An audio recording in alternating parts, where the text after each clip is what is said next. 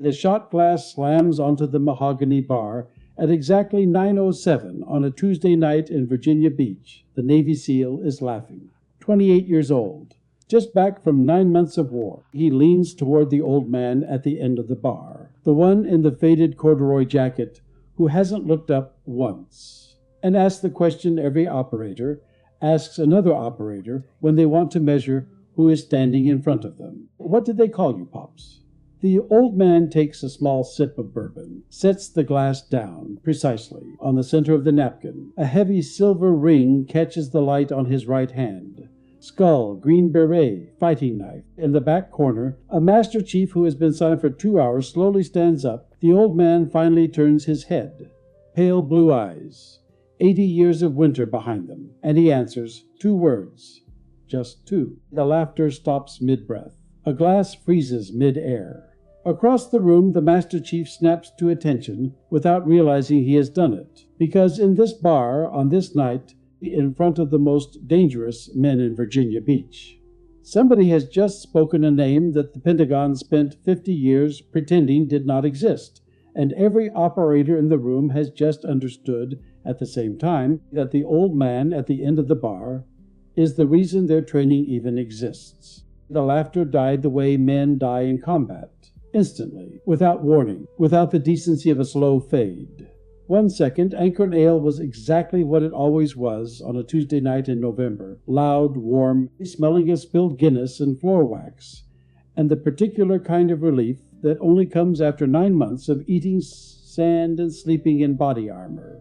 The next second, the sound just stopped, like someone had reached into the chest of the room and squeezed. Every glass stayed where it was. Every hand froze mid-gesture. The pool balls sat untouched on the green felt. The muted television above the bar kept playing. A baseball highlight reel nobody had been watching for the last 20 minutes. And the neon beer sign above the door kept buzzing its faithful, idiotic buzz. But the people were statues. And at the center of it all, not moving, not gloating, not even particularly aware that he had just executed an entire room full of the most dangerous men in Virginia Beach, with nothing louder than a whisper, sat an 80-year-old man in a faded brown corduroy jacket, nursing a bourbon, watching a commercial for truck insurance. That was 9:07 p.m. Go back 40 minutes, because that is where it starts. That is where everything starts. Pete Garland had been tending bar at Anchor and Ale for 22 years. Not 20, 22. He was precise about it, because in 22 years a man learns things that cannot be taught in any school, any book, any management seminar held in a conference room that smells like stale coffee and quiet desperation. Pete had learned the weight of a glass before a man is ready to go home. He had learned the difference between a laugh that means everything is fine and a laugh that means everything is absolutely not fine. He had learned which scars were from the job and which were from the drive home afterward. And he had learned the rules. You do not ask about the sudden absences. You do not ask about the limps that weren't there last month. You do not ask what they do for a living, because in this particular corner of Virginia Beach, 3 miles from the Naval Special Warfare Development Group installation at Dam Neck, everybody already knows, and everybody has agreed, silently and collectively, to pretend they don't. Anjit and Ale was not a tourist bar. The tourists were 3 blocks east, feeding dollar bills into jukeboxes and eating $17 crab cakes, with the cheerful obliviousness of people who have never had to be anywhere dangerous by a specific time. This bar was something else. The maritime theme was real, not decorative, not ironic. The photographs on the wall were not stock images purchased from a catalog. Pete knew the names behind most of them. Some of those men were still alive. He tried not to think too hard about the ones who weren't. The bar had filled steadily after 8. Off-duty officers in the middle booths, speaking in the low, unhurried cadence of men who have learned to conserve energy. A group of Navy pilots near the dartboard, just loud enough to be annoying, not quite loud enough to be a problem. And in the large corner booth, the one with the cracked leather seat that Pete kept meaning to replace and somehow never did, Gideon Rask, Pete had seen Rask before. Hard to miss, 28 years old. Built like someone had assembled him specifically to walk through walls. Thick, dark beard, the kind of stillness that was actually coiled energy that Pete associated with very good athletes and very dangerous animals. Tonight he wore a gray Henley stretched across shoulders that had clearly never met a rest day. A faded ball cap pulled low, expression of a man who had recently returned from somewhere terrible and was processing that fact through the medium of Jameson whiskey. He was surrounded by his team. Pruitt, who laughed too loud and meant every word of it. Calloway, quiet and watchful, the kind of man who catalogued exits without thinking about it. And Taft, the sniper. Pete always noticed Taft. Taft noticed everything first. They had been back 3 days. Pete could always tell. There was a particular quality to the energy of men just returned from deployment, a carbonation to them, a pressurized aliveness that needed somewhere to go. Tonight was going into a very detailed story. Rask was telling about a mud wall, a machine gun, and a Ford F-150 payment he had been unconcerned about losing. The table was roaring, and at the far end of the bar, completely alone, sat Earl Donovan. Pete noticed Earl the way he always noticed Earl. Not with a start, not with a double take, with a settling. Like the room had been slightly off balance and then corrected itself.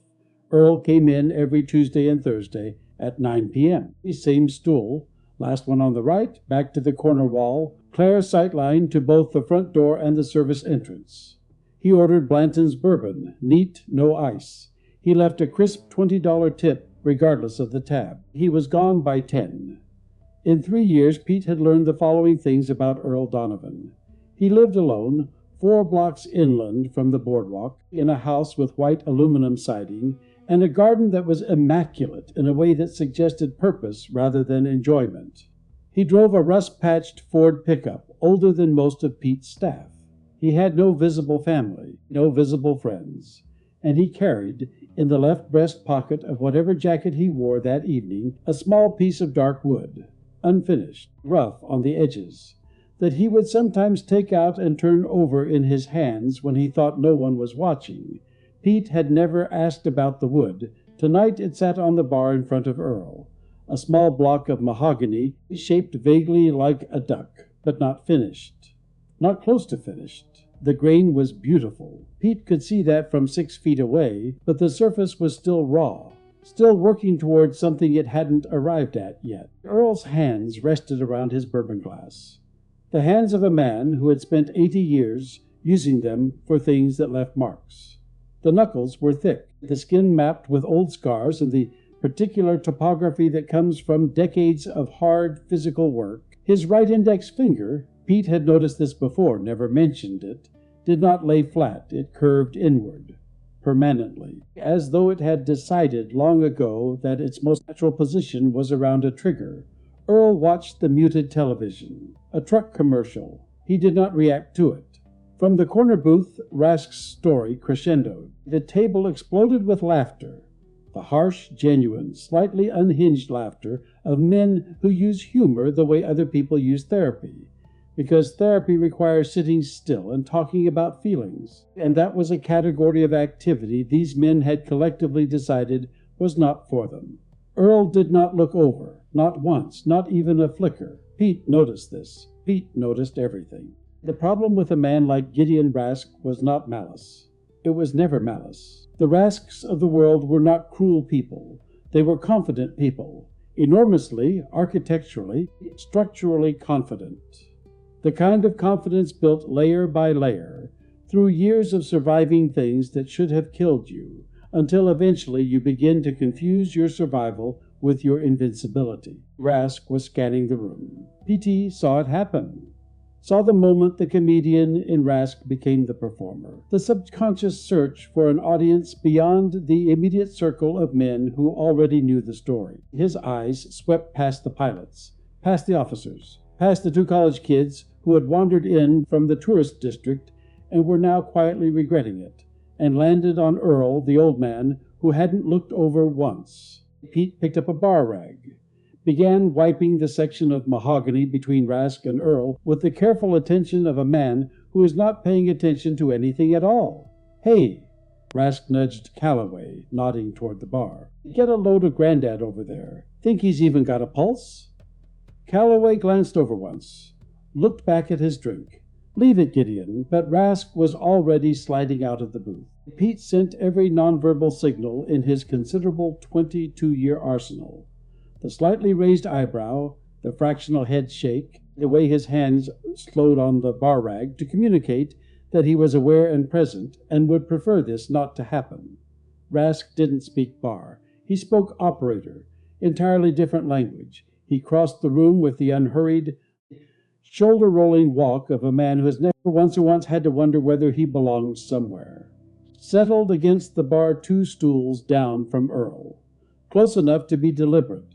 Far enough to technically not be invading anything. A technically quiet night. Huh, Pops?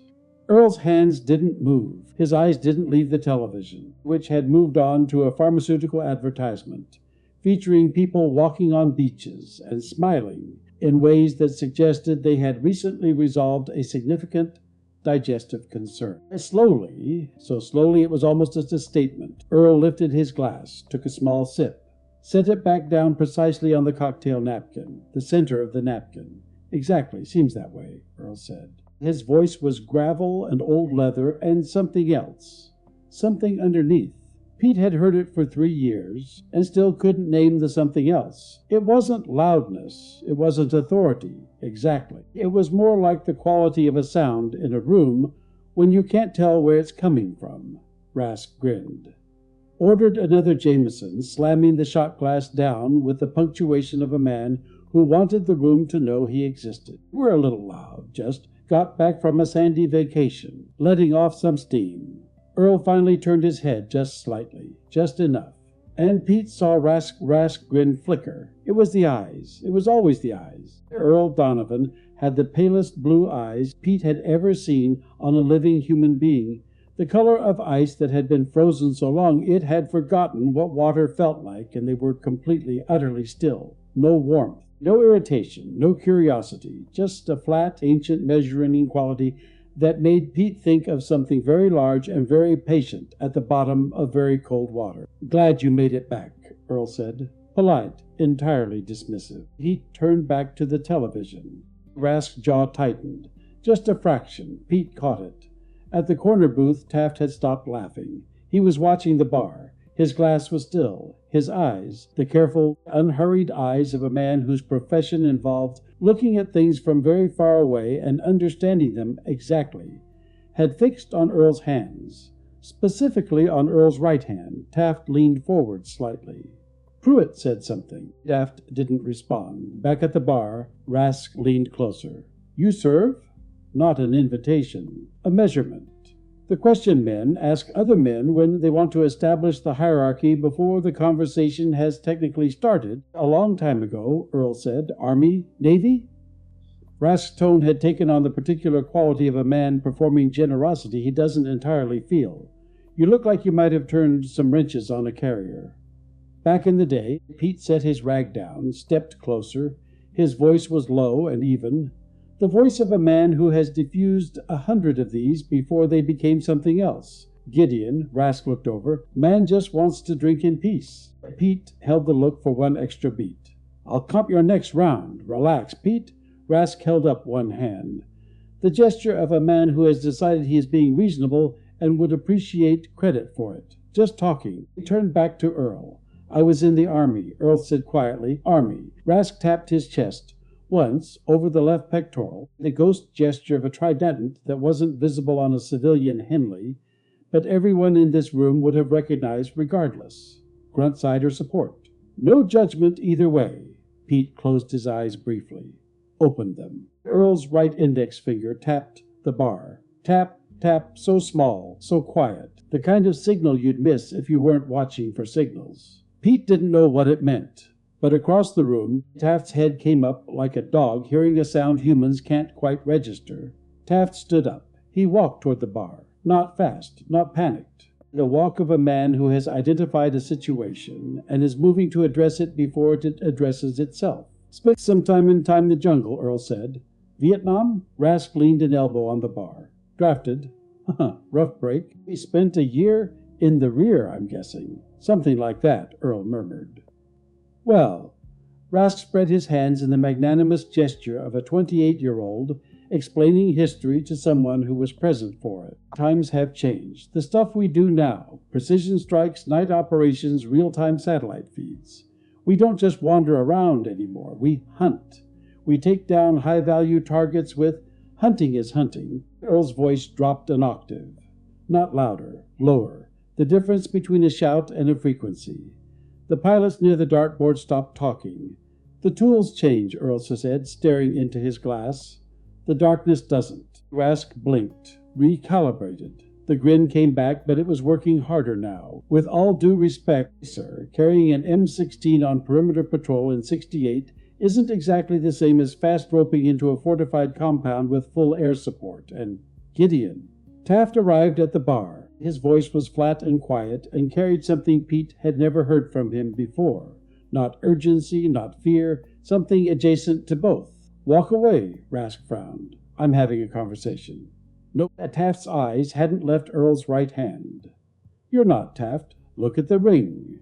The room tilted because Rask looked down, and everyone paying attention, which was now, suddenly, most of the room, looked where Rask was looking. Earl Donovan's right hand rested flat on the bar, and on his right ring finger sat a ring that was heavy and tarnished in silver, carved with an insignia that most people in the world would not recognize. But that Taft, who had spent 12 years in the special operations community, reading everything he could find about the men who had come before, recognized with the cold clarity of a man identifying the edge of a cliff in the dark. A skull, wearing a green beret, superimposed over a fighting knife, framed by a crude, irregular sunburst, the trench art ring of MACV SOG, Military Assistance Command, Vietnam, Studies and Observations Group. Men who had fought a classified war in places the United States government officially denied sending anyone.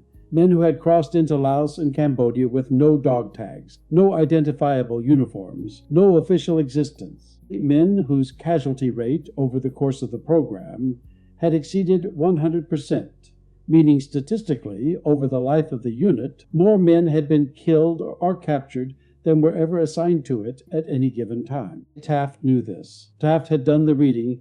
Taft took one step back, and it was that single involuntary step from a man who did not take involuntary steps that changed the temperature in the room. Pete gripped the bar with both hands and said nothing, because he had seen Earl's ring for 3 years and never looked at it closely enough, never thought to look, and he was only now beginning to understand what kind of man had been sitting quietly at the end of his bar every Tuesday and Thursday. What, Rask said slowly, is that ring? Earl didn't look at his own hand. He already knew what was there. You asked for my call sign, Earl said. The sentence landed in the room like something dropped from a height, because what he said next was not loud, not theatrical, not designed to wound or impress or settle any score. It was simply a statement of fact, delivered in the flat, gray, absolute tone of a man reporting weather conditions. They called me the Reaper. Nobody moved. And then, from the back corner of the room, from the table half hidden in shadow that most people had registered as occupied but not looked at directly, the way you don't look directly at the sun, a chair scraped the floor. The sound was not loud. It might as well have been a gunshot. Master Chief Harlan Briggs stood up. Pete had seen Briggs in the bar twice before, maybe 3 times. The man was in his late 60s, and looked like he had been assembled from spare parts recovered at various forward operating bases. A jaw like poured concrete, a scar that ran from his left ear down past his collar and disappeared under a flannel shirt, eyes the color of old pewter that moved with the constant, methodical sweep of a man who had spent decades making sure nothing got behind him. 24 years in the teams. Pete knew this the way he knew most things in this bar, not because anyone told him directly, but because information settled into the walls of a place over time. Briggs crossed the room in 3 steps. He stopped at a respectful distance from Earl, not beside him, not between him and Rask, just position, with the quiet deliberateness of a man, placing himself exactly where he meant to be. He looked at Earl for one long moment. Earl did not look back. Then Briggs turned to Rask. His voice, when it came, was barely above a murmur. Command and Control North. Phob 1. Briggs's eyes were steady and terrible. The SOG operators called him the Reaper. The NVA tracking units, men whose entire job was to hunt American teams, men with dogs and advisors and radios, stopped Yasna's designation after about 3 months. They just radioed back. The ghost is hunting again. Stand by. Rask's face had gone very still. The carbonation was completely gone. In its place was something Pete rarely saw on the face of a Tier 1 operator. Something that looked, if you squinted, remarkably like the beginning of actual fear. Earl reached into his pocket. He pulled out a crisp $20 bill. He set it on the bar beside his empty glass, folded precisely in half, the way he always left it. He stood. His knee popped, sharp and loud in the silence, and he adjusted his corduroy jacket with the unhurried movements of a man who has somewhere to be and is not in a rush to get there. He picked up the small rough block of mahogany from the bar, slipped it into his pocket, and he walked toward the door, not fast, not performing, just walking, with a slight hitch in the left knee that might have been age, might have been an old injury, might have been both. Every military man in Anchor and Ale stood up. It happened but without coordination, without signal, without anyone making a decision Pete could identify. The off-duty officers in the middle booths rose quietly. The pilots by the dartboard straightened. Taft was already standing. Pruitt and Calloway were on their feet. Harlan Briggs snapped to attention, crisp, formal. The full attention of a Master Chief of the United States Navy, rendered to a man in a corduroy jacket. Earl did not acknowledge it, did not slow down, did not nod or turn or raise a hand. He pushed open the heavy oak door. The cold November air breathed into the room for a moment, saltancy and something raw, and then the door swung shut, and he was gone. The silence lasted a full minute, when the room finally, slowly began to breathe. Again Pete walked to the end of the bar. The cocktail napkin was still there, perfectly centered. The bourbon glass beside it drained to the last drop, the $20 bill in its fold, and a small ring of condensation from the glass. Perfectly circular, already beginning to fade. Pete picked up the glass, set it in the sink. He opened the small lockbox under the bar and put the 20 inside. He would do the same next time. He just didn't know yet that there wouldn't be a next time. Gideon Rask stood in the middle of the room and felt, for the first time in a very long time, genuinely small, not insulted, not angry, just small. The way you feel when you are standing somewhere that operates on a scale much larger than the one you brought with you. Harlan Briggs walked back to the booth, did not sit down, stood at the edge of the table and looked at Rask with something that was not quite contempt and not quite pity, but occupied the territory between them.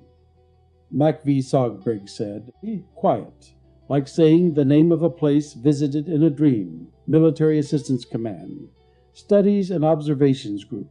So classified the Pentagon officially denied its existence for 2 decades after the fact. He picked up his beer, didn't drink from it, just held it. You boys go on a raid with Pruitt laying fire, Calloway on comms, Taft on overwatch, air support on standby, a quick reaction force spinning on the tarmac. He set the beer down. When Earl Donovan went across the fence into Laos, his quick reaction force was his own 2 hands. Rask's mouth was dry. The Jameson wearing off fast, replaced by a cold sobriety he hadn't asked for. SOG ran recon teams, Briggs continued. 2, sometimes 3 Americans, a handful of indigenous fighters, dropped into areas completely controlled by North Vietnamese Army divisions, not outposts, not small units, divisions, heavily armed on their own terrain, with trackers whose entire job was to hunt American teams. He looked at Rask steadily. The survival rate for a SOG recon team leader was statistically non-existent. And when you were compromised, which you almost always were, because the jungle was so dense you'd bump into an NVA patrol before you saw them, there was no medevac in triple canopy, no air support through the weather, just you, whatever ammunition you were carrying, and whatever god you'd been talking to on the way in. Calloway was staring at the table. Pruitt had his hands wrapped around a glass he was no longer drinking from.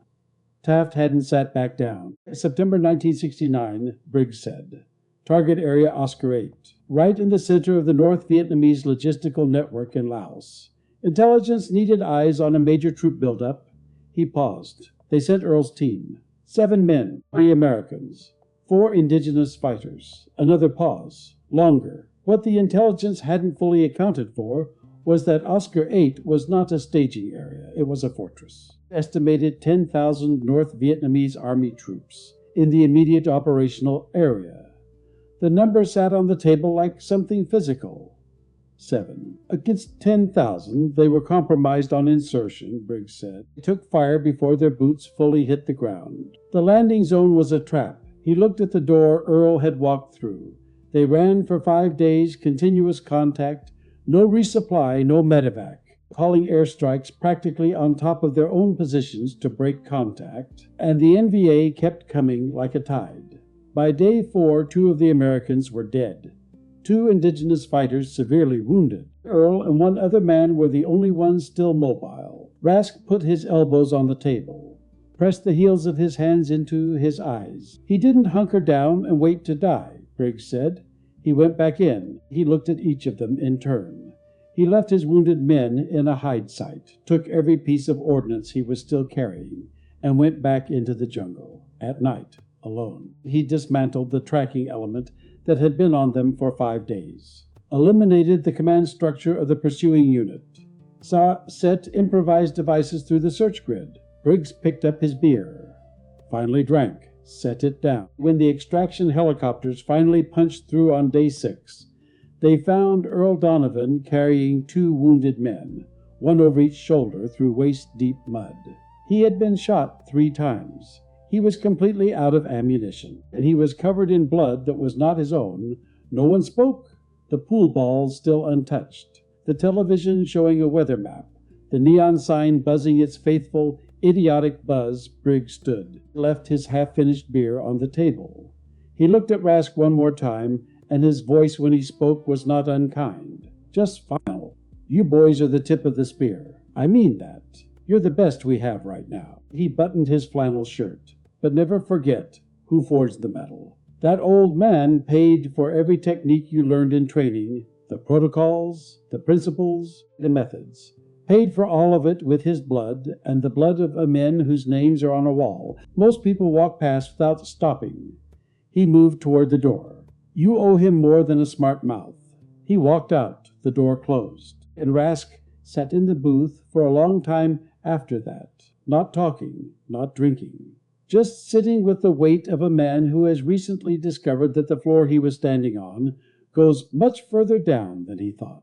Rask drove home at 11, sat in the parking lot of his building with the engine running and the heater going, watching a moth investigate the security light with the committed circular enthusiasm of something that had no other plans for the evening. He opened the glove compartment for his phone, found it, and also 2 protein bar wrappers, an expired insurance card, a tube of medical adhesive he didn't remember putting there, and a small white envelope, his name on the front. His mother's handwriting. She had driven up from Fayetteville the day before he shipped. He remembered her making coffee she didn't drink, asking questions she stopped before finishing, reorganizing the items on his kitchen counter twice in the same visit. He did not remember her putting anything in his truck. He opened the envelope. Inside, a single photograph. Old, printed on the glossy stock of the late 1970s, colors faded, edges soft with age. A man in his 30s, army dress uniform. Sitting on the edge of what looked like a hospital bed, not a ceremonial photo, just a moment caught mid-movement, the man's hands on his knees and his eyes looking at something outside the frame. Not smiling, not unhappy, just somewhere else. His grandfather, William Rask, Fort Bragg, 1979. Gideon had been 3 years old when William Rask died of a heart attack mowing his lawn in Fayetteville. He had no memory of the man, only the stories, and the stories, he realized now, were remarkably few, remarkably brief.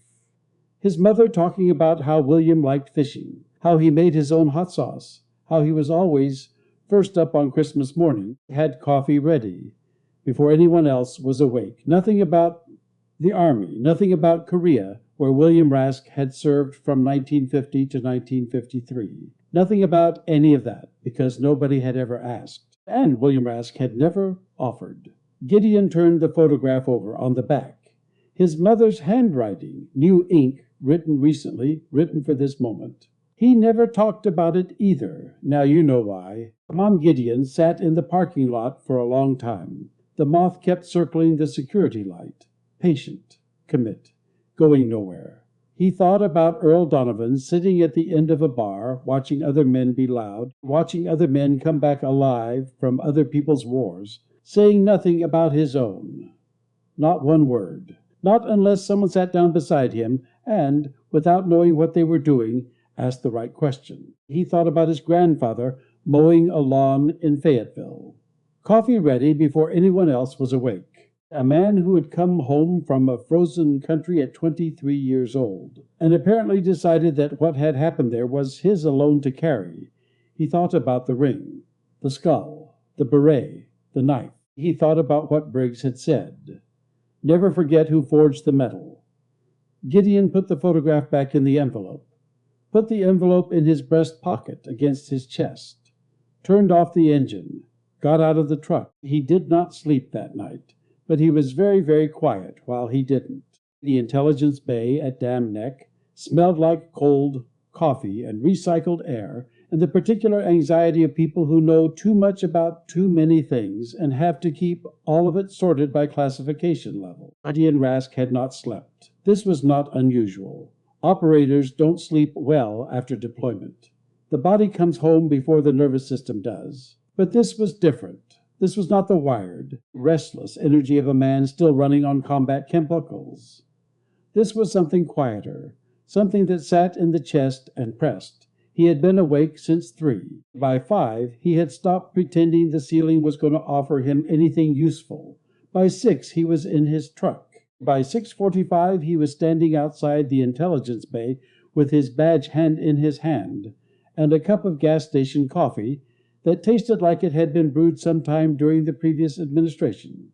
He swiped in. The room was blue. Always blue.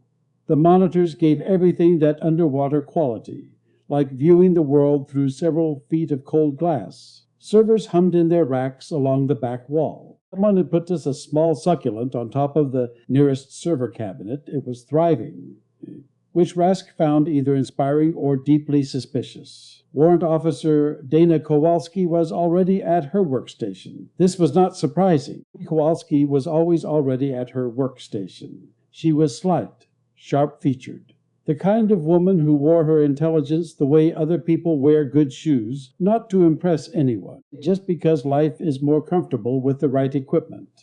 6 years supporting DevGru. The particular quality of someone who has seen everything twice and has opinions about all of it. She looked up when Rask pulled a chair to her station, looked at the gas station coffee, then at his face, then back at the coffee. "You look terrible," she said. "Good morning to you, too, is it?" She turned back to her monitor. "What do you need?" Not a question. A prompt. Rask leaned forward, lowered his voice. "I need you to pull a file off the standard portal. Magaxi archive, late 60s, early 70s. Kowalski's hand stopped on her keyboard. Full attention. The focused, slightly uncomfortable light of it. "That's ancient history," she said. "I know. Most of those files were either burned during the withdrawal or buried under 50-year non-disclosure classifications, I know. And the ones that were digitized are in a legacy system that requires—" Dana. She stopped, and something in his face, some absence of the usual performative confidence, made her close the document she'd been working on, made her crack her knuckles, made her open a different window entirely. "Give me the name," she said. "Earl Donovan, Staff Sergeant, United States Army, Recon Team Michigan, Command and Control North F1. He paused. "Operation Prairie Fire, September 1969. Target area, Oscar 8. Kowalski typed. The system thought about it slowly, and with great deliberateness, like a very senior person being asked to recall something from a long time ago. The room hummed. Rask drank his terrible coffee and waited. "Okay," Kowalski said. 12 minutes later. Just that. Just okay. But the way she said it, quiet and careful, the way you say something when you are not entirely sure what you are looking at. She angled the secondary monitor toward him. The document was scanned from paper, typewritten. The paper had aged to the color of old cream, and the red classification stamps across the top. Top secret, eyes only, Maxog CCN, had faded to something closer to rust. Thick black redaction bars throughout. Whole paragraphs covered, whole pages, but enough remained, enough to paint something. Kowalski read aloud. Flat and professional, Earl James Donovan, Staff Sergeant, Team Leader, Recon Team Michigan, Command and Control North, Forward Operating Base 1. She paused, inserted via King B helicopter, target area Oscar 8, September 14, 1969. Immediate contact upon insertion. Rask stared at the screen. Immediate contact, meaning they were taking fire before the helicopter had fully cleared the tree line, meaning the landing zone was already known, already watched, already waiting. Secondary engagement, September 15th. Kowalski continued. Casualties. Sergeant First Class Daniel Morse, Kega. Staff Sergeant Robert Shea. She stopped, a short stop. Half a breath, Kega. She kept reading. Montagnard Irregulars. 2 severely wounded. SSG Donovan and remaining able-bodied personnel continued to evade towards secondary rally point. Radio contact intermittent due to terrain and jamming, she scrolled. September 16th. Continuous contact. Air support requested. Partially delivered, weather degrading. QRF unable to penetrate canopy. A pause. September 17th, 0300 hours. Primary position overrun by NVA Sapper Unit. SSG Donovan ordered remaining personnel to retreat to tertiary hide site. She went quiet. Rask said, "Keep going." SSG Donovan remained at the primary engagement area. She read the next sentence twice, silently, then aloud. To provide covering fire and delay enemy pursuit, the room hummed, radio contact lost, 04:15 hours. Presumed Kaya, there it was, presumed killed in action. The Army had looked at the math. One man, alone against a sapper unit, in triple canopy jungle held by thousands of enemy troops, and had done what the math demanded. And then September 19th, Kowalski said, her voice slightly less flat now. Visual contact established with friendly element. SSG Earl James Donovan. Extracted via McGuire rig under fire. She looked at the screen, then at Rask, who was carrying both wounded indigenous personnel.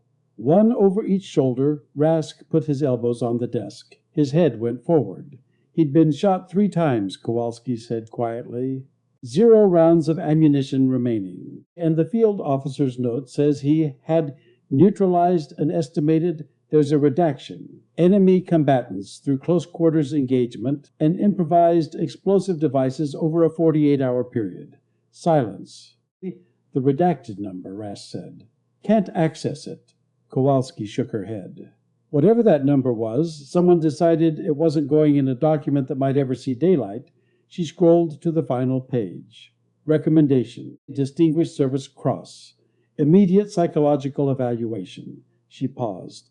Then there's a notation, not typed, handwritten. Different ink, added later. Different hand. Rask straightened. She read it slowly. Recommendation for Medal of Honor, submitted separately through classified channel. Denied. She turned to look at Rask directly. Operation officially non-existent. Recipient cannot be publicly recognized without acknowledging theater of operations. The sentence hung between them. Earl Donovan had been nominated for the Medal of Honor, not given one nominated, and denied, because the war he'd fought it in had not officially ever happened.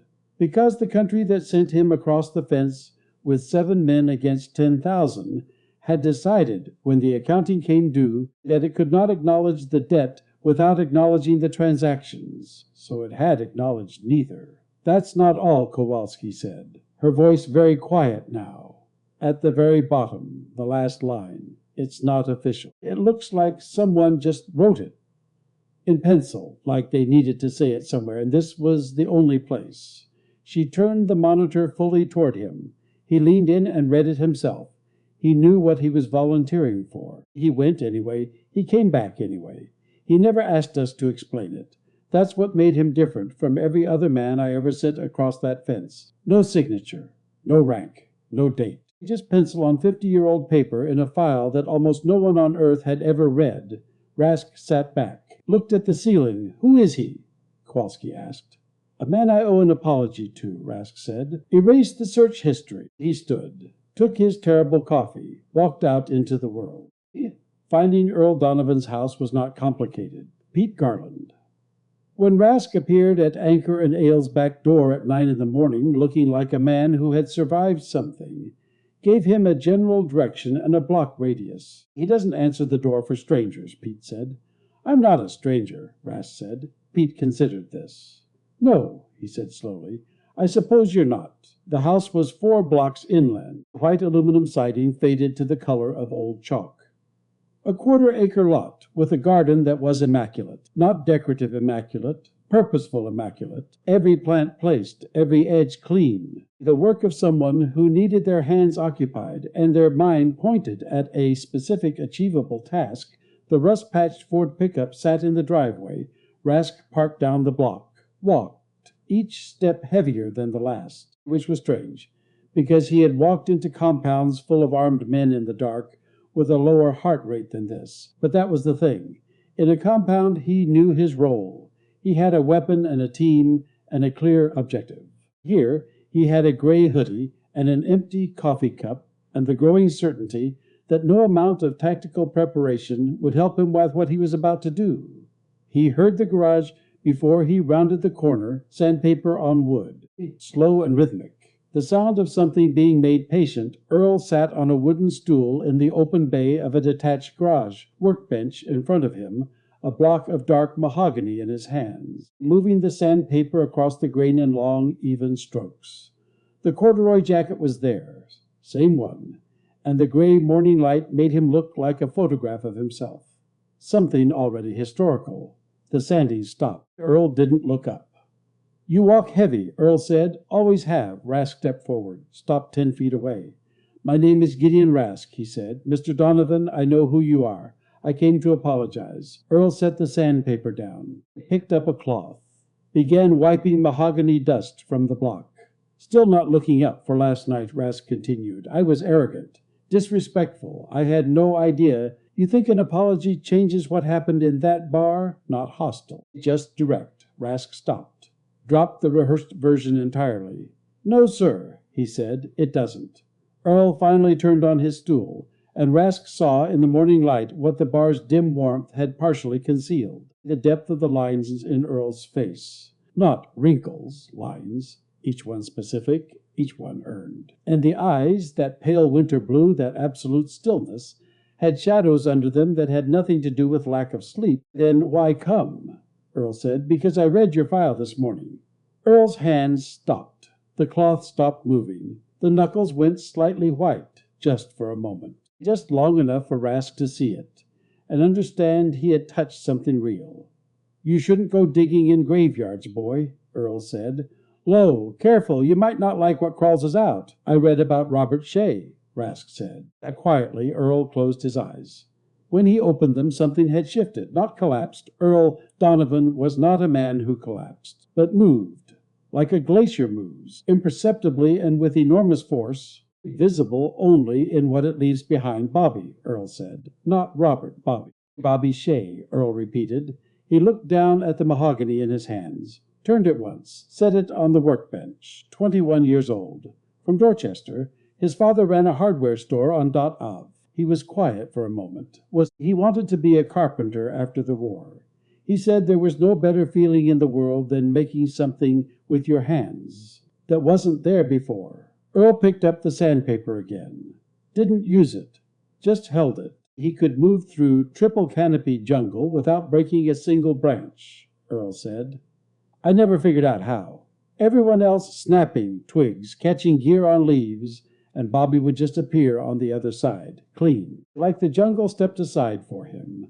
The ghost of something moved across Earl's face. Not a smile. The shape a smile leaves. I asked him once how he did it. He said he listened to what the jungle wanted and went that way." Rask didn't speak.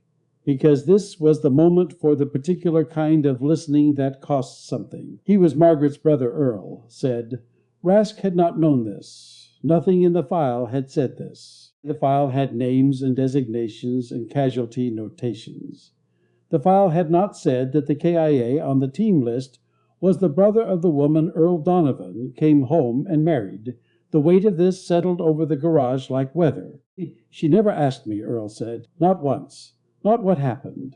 Not how it ended. Not whether he suffered. He set the sandpaper down, looked at his own hands, at the crooked index finger, at the geography of old damage. First night I was back. We sat on her parents' porch in Fayetteville. She looked at me for a long time, and she said, he paused, faithful to the words, precise about them. You brought yourself back. That's enough. The garage was very quiet. Somewhere 2 blocks over, a dog was barking at something. A car passed on the main road. The morning continued its business, indifferent and ongoing. Margaret died in March of 2019, Earl said. Heart failure. We had 46 years. He looked at the mahogany block. She was a better soldier than any man I ever served with, because she fought every single day, quietly, without recognition, without the option of a medal or a citation, against the thing I brought home from that jungle. And she never surrendered. Not once. Rask felt something move in his chest, not dramatic, not the movie version, just the quiet, private shifting of something that had been in the wrong position. The duck, Rask said, almost to himself. Earl looked at him. Bobby promised to make one, Raskast said. For he stopped. He didn't know this part. For the first grandchild, Earl said. Margaret's first grandchild, he said he was going to carve it out of good hardwood. Something that would last. Earl looked at the block. Margaret and I never had children, so there was no grandchild. But I kept starting the duck anyway. He picked up the sandpaper, ran his thumb along the grain of the mahogany. 50 years later, I'm still starting it. He looked at Rask evenly. Some debts you don't pay off. You just keep making the payments. The conversation lasted 2 more hours. When Rask finally asked why come to the bar? Why sit there week after week, surrounded by young men who didn't know what they were looking at? Earl was quiet for a long moment. My house is too quiet, he said finally. The words were simple. The weight behind them was not. When I sit in my living room, I hear the men I left in the jungle. I hear the radio static, the choppers spinning up. I hear the silence after. He looked toward the house. But when I go to the bar, I hear you, loud and stupid, and completely convinced you're going to live forever. Something crossed his face. Not quite a smile, not quite grief. Something that lived between them. And as long as you boys are loud, the line is holding. And as long as the line is holding, Bobby didn't die for nothing. Rask walked back to his truck, sat behind the wheel. Was not okay, which was fine, which was allowed, which was actually several years overdue. Gold Squadron's next training cycle started 11 days later. The Gideon Rask who walked into that first session was recognizable as the same person who had walked out of Anchor and Ale 12 nights earlier, in approximately the same way that a river is recognizable after it has gone over a falls. There. Different shape. Moving in a different direction with a different understanding of gravity. He had made changes to the training plan. Significant changes. Changes that, when Pruitt reviewed the schedule posted outside the team room, prompted him to stand in front of it for a long moment and say, "Is this a joke?" To no one in particular, no GPS, disabled and confiscated at the team room door, no night vision devices, locked in the equipment-encrypted radios, operational only in genuine emergency, otherwise dead navigation by terrain association, by map and compass, by the kind of hard-won spatial awareness that used to be the only kind there was. Before the satellites went up and everyone outsourced their sense of direction to a machine. Gideon Calloway found him in the team room reviewing the week's scenario on paper. Actual paper. With a pencil. What are we doing? Training. We have satellites that can read a license plate from orbit. Yes, we have real-time thermal drone overwatch on 30 minutes notice. Yes, we have encrypted communications with Calloway. Rask looked up. What happens out when the satellite gets jammed? Calloway was quiet. What happens when the drone has to return because of weather, when the radio dies, when the battery fails at the worst possible moment, which it always does because batteries are cowards? Rask set the pencil down. What happens when all of it is gone and you're standing in the dark with a knife and your own two hands and whatever's in your head? Calloway said nothing. I want to know what's in our heads, Rask said, without the equipment. I want to know who we are when the net drops, because the net will drop. It always drops, and when it does, I don't want us to fall. Dismal swamp, North Carolina, 0200 hours, mid-January cold. Comprehensively, offensively, personally cold. The team moved through absolute blackness under a canopy so dense that the quarter moon above it was a rumor. No NVGs, no GPS, map, compass, terrain. Pruitt, 60 meters in, whispered, I want to formally register my objection to this. Noted, Taft murmured. I'm going on record. The swamp is your witness. Gideon, a little louder. Not panicked. Pruitt did not panic. He complained with the practiced fluency of a man who had elevated complaining to an art form. We have technology specifically designed to prevent us from being eaten by a swamp. Why are we refusing to use it? Rask, at point, did not stop walking, because technology breaks, he said. Quiet, steady. Batteries. Satellites get jammed, and when the net drops, we fall into the dark. Yes, you said that. I have it memorized. I have embroidered it on a throw pillow in my mind. Look up, Rask said. Pruitt stopped talking. They all stopped, because through a gap in the canopy, just a narrow window where the trees didn't quite meet, there were stars, brilliant and cold and absolutely indifferent to the tactical situation below them. The Milky Way visible in a way it never was in any city, any base, any place with the comfortable hum of civilization. Bare constellation, Rask said quietly, upper right. Third star in the handle, follow the line. That's north. He paused. Your grandfather knew that. Every man who ever had to be somewhere specific in the dark without a machine telling him where to go. He knew that. Silence. We forgot it, Rask said. I want to remember it. No one said anything after that. Not for a long time. They moved through the swamp by starlight and compass bearing, and the quality of listening you develop when you have no other option. When your ears become your eyes. The sound of water over a root tells you something about the ground ahead. Rask said it quietly, to himself, just audible. The quiet ones built the house we're standing in. Taft heard it, didn't say anything, but his pace changed, just slightly, more deliberate, more patient. Like a man who has been reminded of something he already knew, but had stopped practicing. The letter to his mother took 4 attempts.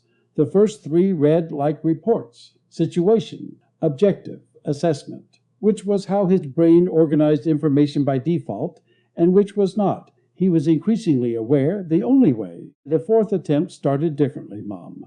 I met a man, that was as far as he got for 20 minutes. But he kept the paper, kept the pen in his hand, and eventually more words came. Not organized, not systematic, just true. He wrote about the bar, about Earl, about the garage and the mahogany duck, and what Earl had said about Margaret. She was a better soldier than any man I ever served with.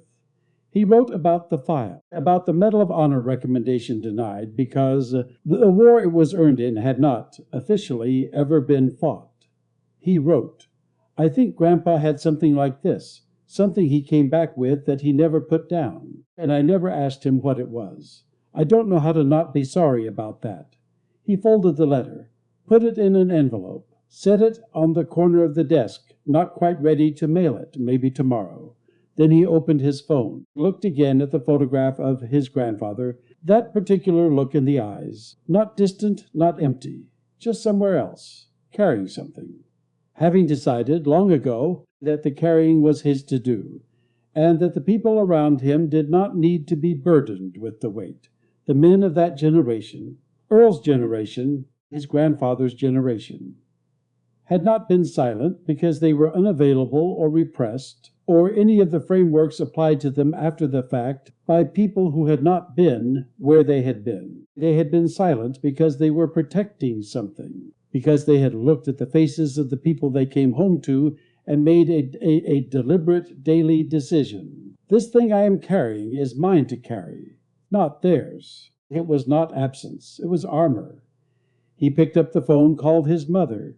She picked up on the second ring, which meant she'd been awake, which meant she'd been thinking about him. Gideon, she said, not surprised, not worried, just present. Hey, Mom.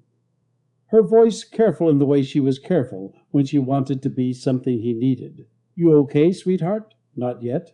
He looked at the letter on the corner of his desk. But I'm trying to be. A pause. Come home when you get back, she said. Before the base, before the debrief. Come home first, he said. Yes, ma'am, she said. There are some things I should have told you a long time ago about your grandfather. I'll tell you when you're back. Neither of them said I love you in words, because some things are in the frequency below words. The register that carries further and lasts longer and does not require articulation to be completely, utterly understood. He hung up, set the phone on the desk, looked at the ceiling. Come home first. He would remember that. Tawi-Tawi Province, Southern Philippines. 0130 hours hot. The kind of hot that doesn't vary between day and night, just redistributes itself. Daytime hot with sunlight, nighttime hot with humidity, both equally committed to the project of making you miserable. The objective, a fortified compound on the inland edge of secondary growth jungle. One hostage, European aid worker, taken 11 days prior. Intelligence indicated a 15 to 20 man security element. Intelligence had been optimistic. The insertion was clean. 4 kilometers of movement through the jungle brought them to the compound perimeter at 013 Centimo. Taft scanned. Movement, Taft murmured, his voice barely distinguishable from the night itself. Multiple elements. At least 35 dismounts in the immediate area. Maybe 40. Rask made his own assessment. The compound was not 15 to 20 men. Because what the satellite imagery had not captured, what the drone feed had provided only partially before the weather window closed, was that this was not a camp. It was an established facility. Reinforced bamboo and corrugated steel. Trench lines, sandbag positions, infrastructure that takes months to build, and then the sky broke open. Not gradually, all at once. The tropical squall hit from the east, with the focused malice of something that had been building for days, and decided tonight was the night. Rain. Not rain. Wall. Horizontal. Dense enough to reduce visibility to meters. Sledge. The voice in his earpiece was their T-commander, 300 miles away. We've lost the drone. Bird had to RTB. Conditions outside the envelope. QRF is grounded until the squall passes. We're looking at minimum 3 hours. At current guidance, abort. Fall back to secondary rally point. Acknowledge. Rask looked at the compound. He thought about a man in a garage in Virginia Beach. About the weight of not going back. About 50 years of carrying what it costs when you make the safe call and someone else pays the price. Negative. TLC, Rask said. We have a narrow window before they move the package. Pushing forward. Going dark, he released the transmit. And then the jungle showed them exactly how complicated it intended to be. The ambush came from the left flank. PKM fire, heavy, coordinated, walking toward their position with the methodical certainty of a search pattern. A rocket-propelled grenade hit the mahogany tree 6 feet above Rask's head. The trunk shattered. Shrapnel rained down, and Calloway, 3 meters to Rask's right, went down with a sound that Rask would hear for the rest of his life. Not a dramatic sound, just a thud and a sharp intake of breath. Man down, Pruitt called. Already moving. Rask was already there. Calloway on his back, both hands pressed to his right thigh, blood moving through his fingers with the bright pressured urgency that means you have very little time. Femoral Rask got the tourniquet on. Wound the windlass. Calloway gasped. The pain of the windlass is a specific, violent pain, and Rask kept winding anyway, because that was the job. The bleeding slowed. We're flanked, Pruitt shouted. They're moving through the brush. We can't see them until they're on us. Rask looked at his team. Pruitt laying fired on muzzle flash signatures in the dark. Taft with his sidearm, his rifle useless at these ranges. Calloway conscious but losing the margin. They were reacting, not hunting in his chest, not a voice, not a hallucination, just the memory of a voice, precise and flat, carrying like a frequency below sound. Stop shooting. He said it. Hold fire. Pruitt looked at him like he had grown a second head. Gideon, hold. Fire. The rifles went quiet, and the jungle, without the American muzzle flashes to track, erupted into exactly the confusion Rask had intended. Probing shots. Erratic.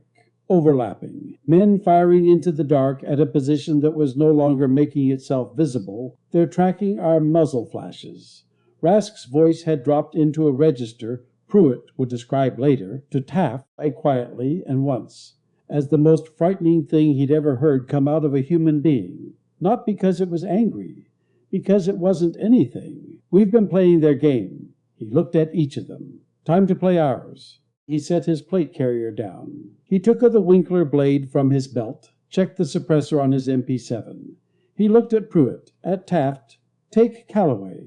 50 meters back to the ravine we crossed. Find a hollow under the root ball of that double mahogany, left side of the trail. Get an inn, stay in. He paused.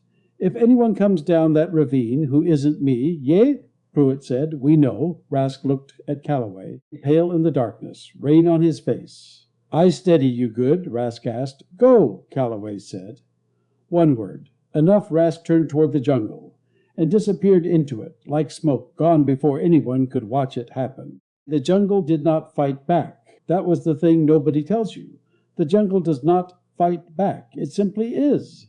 It exists with a totality that has nothing to do with you and everything to do with itself. And when you step into it, when you shed the armor and the equipment and everything else, you do not become powerful, you become correctly sized. For the first time, Rask moved through the dark the way he had been taught in a garage in Virginia Beach, by a man who had learned it in a jungle 50 years ago and carried the knowledge in his body the way scar tissue carries the memory of a wound. Heel to toe, weight distributed, each footfall a question asked of the ground before the answer was committed to. The rain was still coming. Good. Rain meant sound. Rain meant cover. Rain meant the enemy was doing what men do in driving rain, hunching shoulders, narrowing focus to the immediate circle of discomfort rather than the wider circle of awareness. Rask used every crash of thunder. When the lightning flashed, he froze, became part of whatever silhouette was available, a tree, a root mass, the dark side of a boulder. Between flashes he moved, fast and deliberate. In the darkness that lightning leaves behind, which is always deeper than the darkness before it. He smelled them before he heard them. Tobacco, gun oil. The combination of nervous sweat and wet fabric that humans produce when they are searching in the dark for something that has started to feel, in the last 20 minutes, less like prey and more like a question they cannot answer. He worked in a wide arc, counterclockwise around the compound's outer security ring. The way you dismantle something structural, not by attacking the center, where everything is reinforced, but by removing the supports, one at a time, quietly, until the thing that looks solid from the outside is hollow at the edges and doesn't know it yet. Earl's voice, not a hallucination, just memory, precise and functional. The enemy is the arrogance that tells you you cannot lose. Rask was not arrogant right now. He was terrified, completely and efficiently terrified, the way a person is terrified when the terror is doing its proper job.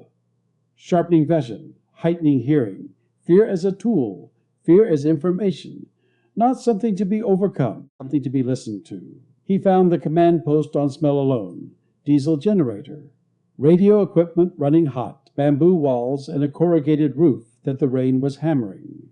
Voices inside, at least 4, in urgent, overlapping tones. Men trying to coordinate a search and unable to agree on where the thing they're searching for actually is. Which meant they had lost him.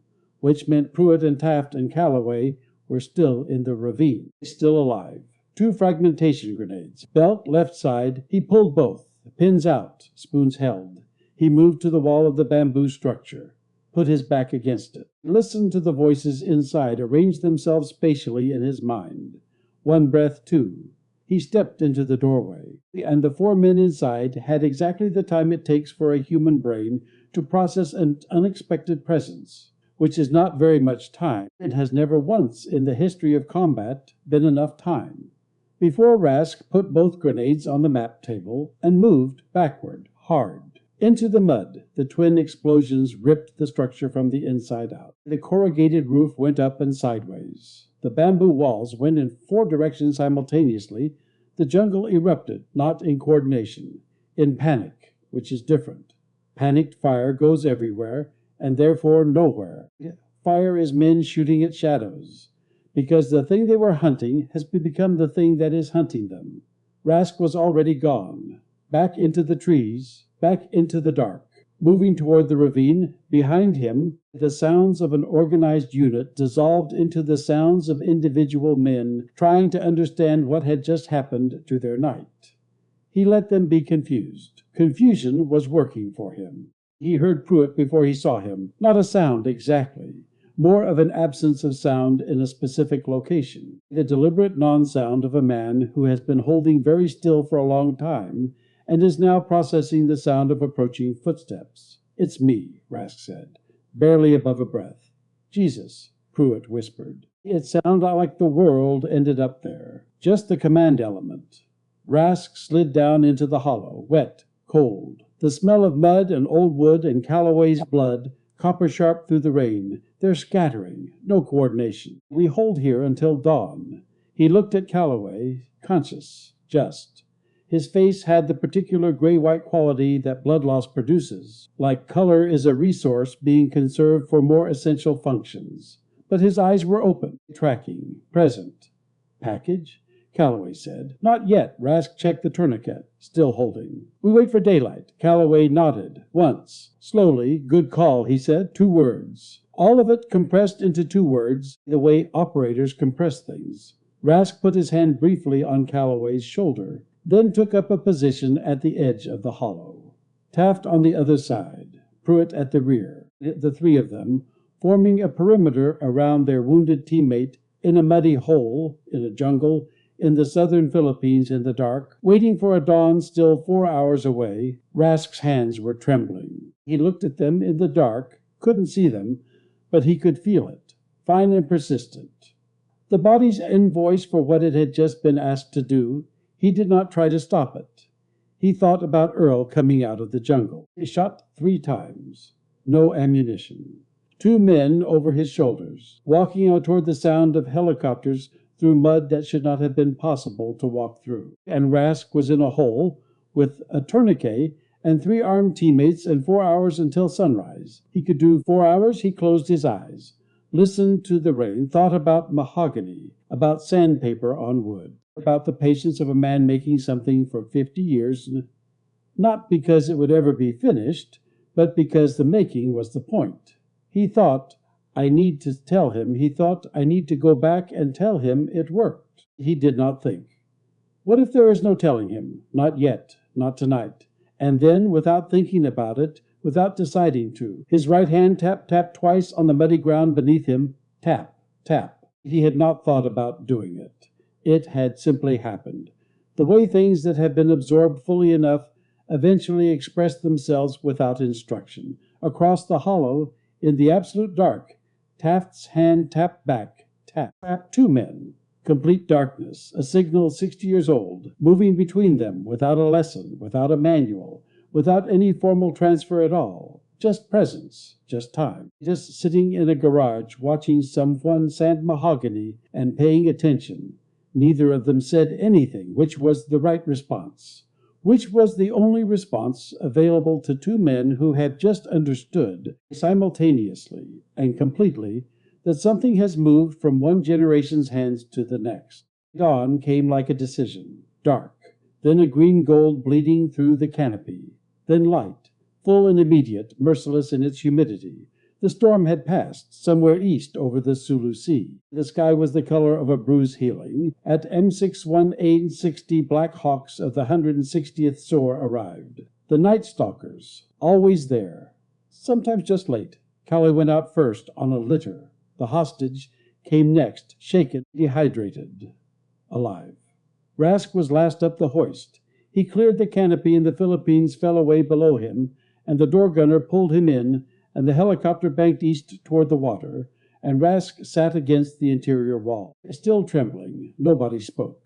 Some returns need the silence to process what just happened before language can be trusted to handle it accurately. Calloway went into surgery 40 minutes after the bird touched down on the deck of the USS Wasp.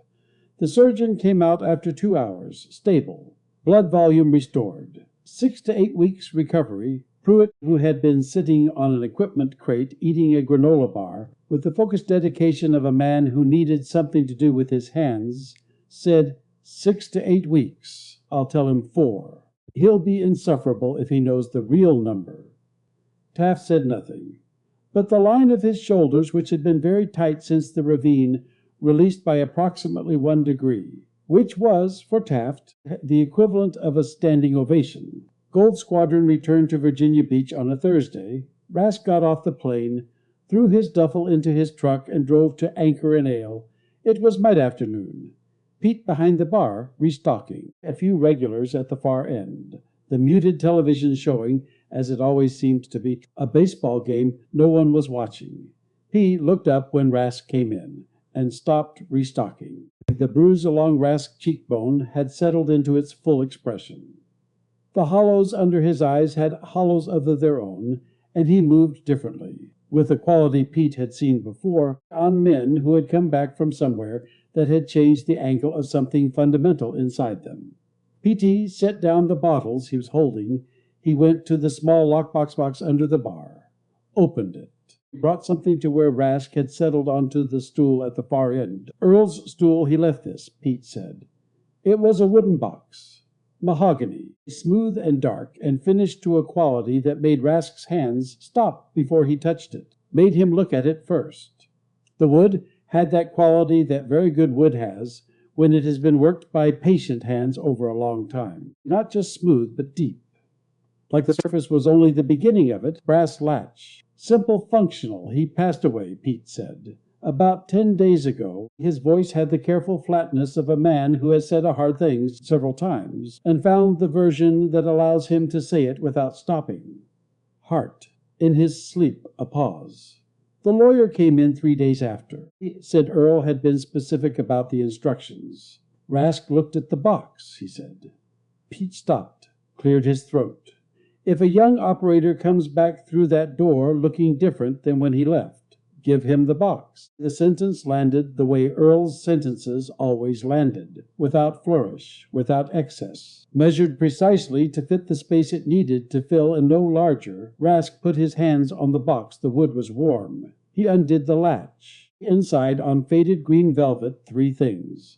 The duck, finished, completely and perfectly finished, the surface smooth as polished stone, and the grain of the mahogany visible through the finish, like something seen through very clear water. Beautiful in the way things made by hand with complete attention over a very long time are beautiful. Not showy, not decorative, but real, solid. The kind of thing that will outlast everyone in this room. The ring. The heavy silver trench art ring of MacVisog. The skull and the beret and the fighting knife in its crude sunburst. Tarnished, worn smooth in places by 40 years of daily contact with Earl James Donovan's right hand. And the letter folded twice. Thick cardstock. The handwriting sharp and angular and precise. Rask unfolded it. Rask, if you're reading this, the line held, good. I'm giving you the ring not as a trophy, not as a reward, as a debt. Every generation of quiet men pays it forward to the next. That's the only way any of this survives. The duck is for whoever needs to know that unfinished things still have value. That starting something matters even if you can't see the ending. Bobby knew this. I spent 50 years learning it. One piece of advice from a man who took too long to understand it: the weight doesn't go away. You don't get lighter. You get stronger. There's a difference. Learn the difference early. It will save you. Don't teach your men to be arrogant. Teach them to be quiet. The quiet ones are the ones the enemy never sees coming. Keep the line. Earl James Donovan Rask read it a 3rd time. He was not going to cry in a bar. He was an operator. He had a reputation. He was crying in a bar, not dramatically, not the movie version. Just one tear, hot and deliberate, tracking through the dust on his bruised cheek. He didn't wipe it away. He let it go where it was going. Pete set a glass of bourbon on the bar, Blanton's, neat, the exact pour. He didn't say anything. He walked back to the other end of the bar and left Rask alone with the box and the letter and the glass, which was the right thing to do, which was exactly the right thing. Rask sat with the letter until he had it by memory. Then he reached under the velvet lining, because he had learned to look under things, to check what was beneath the surface. And his fingers found an envelope, flat, small, sealed with tape that had gone brittle and brown with age. On the front, Earl's handwriting. For whoever finds the ring, open only if you knew him. He opened it inside. A photocopy of a military form. Header, Department of the Army. Recommendation for award. Date, the 14th of March, 1970. The proposed award, Medal of Honor. The name of the recommended individual, Staff Sergeant Earl James Donovan. The narrative section was partially redacted, but the language around the redactions was intact. Words like extraordinary heroism and conspicuous gallantry, and at imminent risk of his own life, and preserve the lives of fellow soldiers through personal action of the highest order. At the bottom, in the section marked Disposition, one word, stamped in ink that had faded from red to rust, Dened. And beneath that, in a different hand, careful, deliberate, the handwriting of someone choosing each letter slowly. A note in blue ballpoint pen that had not faded at all, as though it had been written recently, as though someone had looked at this document and decided, after a long silence, that it needed one more thing said. He knew what this decision meant. He never contested it. He never asked us to explain it. He went back to work within 72 hours. In 40 years of service, I met two men with that quality. He was both of them. Some debts can't be paid. That doesn't make them not real. H.B. Harlan Briggs, who had stood up in the back of a bar and crossed the room to translate two words. Who had told a table operas about Oscar 8 and R.T., Michigan, and the 5 days that should have ended differently. Who had left his half-finished beer and walked out without asking for anything. Who had at some point, months ago, years ago, Rask couldn't know, looked at this document, this denial, this official, stamped irrevocable denial of what Earl Donovan had earned in the dark in 1969, and had written what he could not say in any official capacity, had put it in an envelope, had given it to Earl. And Earl, who had known, who had seen the recommendation filed and watched it be denied, and said nothing and asked for nothing, and had gone back to work within 72 hours. Earl had put it in a box with a duck he'd been making for 50 years, with a ring he'd worn on his right hand every day since 1970, and had left instructions, for whoever finds the ring, open only if you knew him, because he wanted someone to know, not for his sake, because it was true, and true things deserve a witness, even late, even after the moment has passed when it would have changed anything practical. Even then, especially then, Rask folded the photocopy back into the envelope, put it under the velvet, set the velvet back. He looked at the ring, the skull, the beret, the knife, the sunburst. He picked it up. The silver was cold against his palm, not just temperature, but density, weight, the particular solidity of something that does not apologize for what it is. He slid it onto his right ring finger. It fit. Of course it fit. He picked up the duck, held it for a moment, set it back down on the bar, exactly where Earl used to set the rough block. The same spot, the same bar, under the same buzzing neon sign, finished now where it had always been unfinished. He drank his bourbon, Blanton's, neat, the exact pour. It tasted like something he was going to have to earn the right to keep drinking. He thought he was up for it. He called his mother from the parking lot. She picked up on the first ring. "Are you okay?" she asked. "No," he said. A pause. "Okay," she said carefully. "Do you need? Tell me about Grandpa," Rask said. "Right now, before I drive. One thing about him. Something real. Silence on the line. Not the silence of someone with nothing to say. The silence of someone who has been waiting for a very long time for exactly this question. He used to get up at 4 a.m, she said. Yeah, her voice quiet and careful. The voice of someone opening a door they haven't opened in a long time, checking to make sure it still works. Not because he had to. He just couldn't sleep past 4. He'd go down to the kitchen and sit at the table with his coffee, and he'd be very still. Just Still, I'd come down sometimes when I was little, and he'd be sitting there in the dark, and I'd ask him what he was doing. She stopped. "What?" Rask said. He'd say, "Just keeping watch, Ruthie. Just making sure everybody's okay." The parking lot of Anchor and Ale was very quiet. The cold November air smelled of salt and the distant sea. "Keeping watch, Mom," Rask said. "Yeah, honey, I'm coming home this weekend. I'm bringing something for you." He looked at the duck on the passenger seat. Something someone made. "I'll explain when I get there." "Okay," then softer.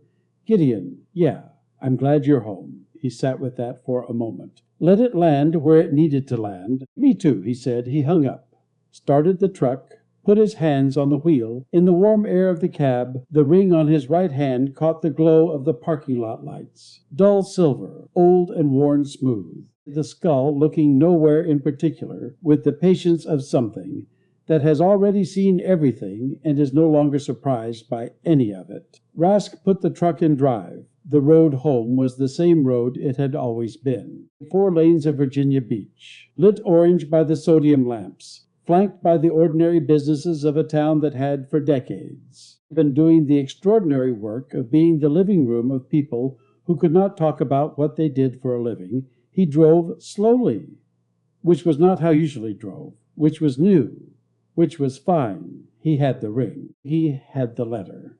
He had a duck in the passenger seat, and a promise to keep, and a mother who was going to open a door this weekend that had been closed for 30 years, and he was going to walk through it and ask the questions he should have asked before William Rask died mowing his lawn in Fayetteville with things still in him that no one had ever asked to see.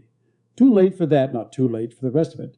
Never too late for the rest of it. He thought about what it had felt like in the jungle, in the dark, without the equipment, with nothing but his hands and his training, and a voice in his chest that did not belong to him, had never belonged to him, had been lent to him by a man in a corduroy jacket, who came to a bar every Tuesday and Thursday because his house was too quiet. He thought about the tap-tap in the muddy ravine, Taft answering, 2 men finding each other in complete darkness with a signal 60 years old.